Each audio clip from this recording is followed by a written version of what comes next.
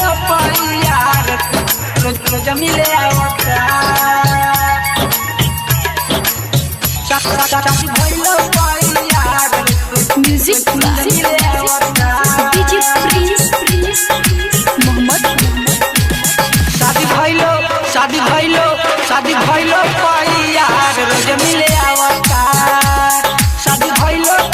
यार रोज मिले आवता मिले खातिर घर के पीछा बोलावता शादी भइलो